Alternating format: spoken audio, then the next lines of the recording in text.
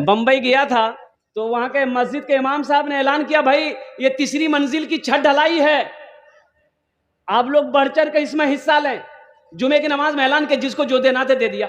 अब बाद में जब चंदा हुआ तो मस्जिद में सेक्रेटरी साहब वगैरह, खजांची इमाम साहब बैठकर हिसाब किताब करते हैं ना, तो कर रहे थे।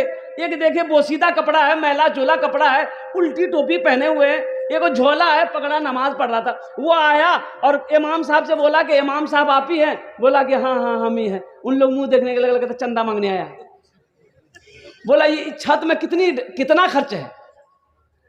बोला आपको क्या मतलब है? बोला नहीं, खर्च कितना है? तो बोला 20 लाख रुपए कम से कम खर्च है। बोला अच्छा ठीक। सेक्रेटरी कौन है? बोला ये सेक्रेटरी। बोला बैठा। अब वो झोला से निकाला चेक, 20 लाख का चेक निकाल कर वहीं दे दिया। लोग उसकी शक्ल को देखते रहे, 20 लाख का चेक काट कर दे दिया। पूछा हजरत अपना नाम